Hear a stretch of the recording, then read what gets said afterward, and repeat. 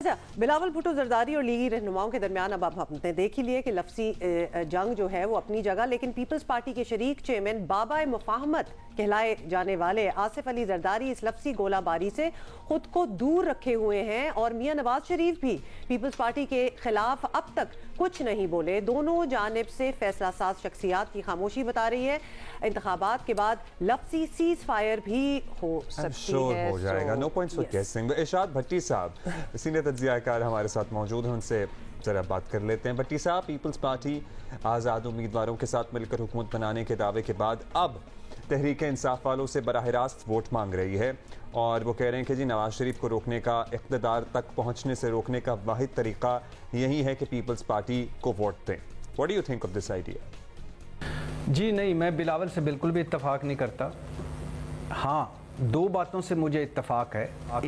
ایک کہ بلاول نے بہت دلیرانہ فیصلہ کیا لاہور سے کھڑے ہو کر الیکشن میں، اور دوسرا اس بلاول کا یہ کہنا کہ میں انتقامی سیاست کو دفن کرنا چاہتا ہوں۔ دونوں اچھی باتیں ہیں۔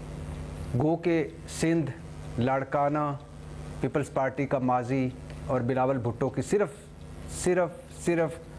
تقریریں یہ مجھے کہتی ہیں کہ یہ ان پر اعتبار نہ کریں، لیکن پھر بھی دو باتیں اچھی ہیں۔ ویسے یہ بات جو آپ نے کی ہے، ایٹ لیسٹ یہ فیصلہ کہ بلاول جو ہے وہ لاہور سے ہی لڑیں گے، یہ تو بالکل اپنی میرا خیال ہے کہ مدر کی لیگیسی جو ہے وہ اسی کو فالو کیا جا رہا ہے، اور امید I'm sure ان کی یہی ہوگی جو رسپانس تب ملا تھا وہ اب ملے گا۔ obviously حالات تو بالکل بھی ایک جیسے نہیں ہے، سو لیٹس سی کہ کیا ہوتا ہے۔ لیکن یہ بتائیں بھٹی صاحب کہ اگر تحریک انصاف والے بلاول کا مشورہ نہیں مانتے، آزاد امیدواروں پر ہی بھروسہ کرتے ہیں، تو اس کے بعد جتنے بھی حلف اٹھوائے ہوں، جتنے obviously جس کی بھی جو بھی مرضی ہو، جیتنے والا جو بھی ہوگا اس کی مرضی ہوگی نا الٹیمیٹلی، کس طرح تو کہ وہ کدھر جائے گا کدھر نہیں جائے گا، وہ ٹوٹل ڈیسیجن تو اسی کی ہوگی۔ تو اس صورت میں آزاد امیدواروں کا جھکاؤ پیپلز پارٹی کی طرف آپ دیکھ رہے ہیں یا مسلم لیگ نون کی طرف دیکھ رہے ہیں، کس کو زیادہ فائدہ ہو سکتا ہے، ذرا یہ بتا دیں۔ جو اچھا بھاؤ لگائے گا، جو اچھا ریٹ لگائے گا، جس کی اچھی آفر ہوگی، جس کا اچھا عہدہ ہوگا، منڈی لگے گی، منڈی سجے گی، اور جس کے پاس جتنا کچھ ہوا وہ اتنا مال لے جائے گا۔ This does not sound very promising or encouraging for the even the democracy. spirit of انتخابات سے یہ ذرا ہٹ کے ہی بات۔ ویسے جتنے ہمارے ووٹرز ہیں ان کو پتا ہوگا نا کہ کسی انسان کا کیریکٹر کیسا ہے۔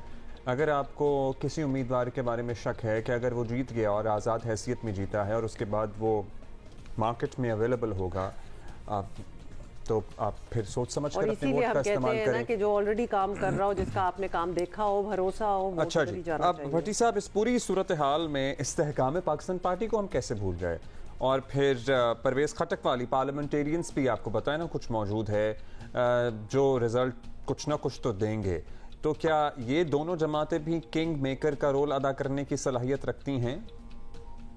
دیکھیے، شکریہ فائز عیسیٰ قاضی صاحب کے 3 رکنی بینچ کا، بلہ پاکستان تحریک انصاف کے پاس نہیں رہا۔ اب الیکشن کے بعد زرداری صاحب اور جہانگیر ترین صاحب 2 مین پلیئر ہوں گے۔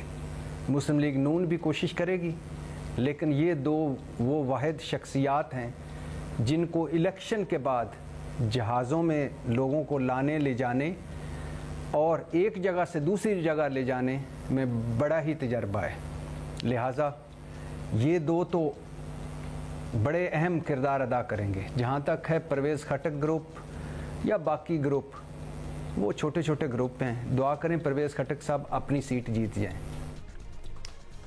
بہت بہت شکریہ بھٹی صاحب آپ کے تجزیے کا، اور اب تو خیر اتنی دیر رہ نہیں گئی کہ ہمیں ساروں کو سب کچھ پتہ چل ہی جائے گا کہ واٹ از ہیپننگ۔ ویسے ایک بلے کے نشان والے فیصلے کا چلیں، چونکہ بھٹی صاحب نے ذکر کر دیا، اگر اس جو تفصیلی فیصلہ آیا اس کے نکات آپ پڑھ لیں اور سمجھ لیں تو بہت سارے سوالات جو ہمارے بھی پرابلی ذہن میں تھے اور بہت سے لوگوں کے ذہن میں تھے، جن میں سے بعض بے تکے سوالات بھی ہیں اور ان کا جواب بڑا تسلی بخش دیا گیا، جس کو اسی لیے تو کہہ رہے ہیں کہ وہ بڑا ڈیٹیلڈ قسم کا فیصلہ جو ہے اس کا جواب اس کو پڑھ کے تسلی ضرور ہو جاتی ہے، اور بہت سارے سوالوں کا جواب آپ کو مل ہی جاتا ہے۔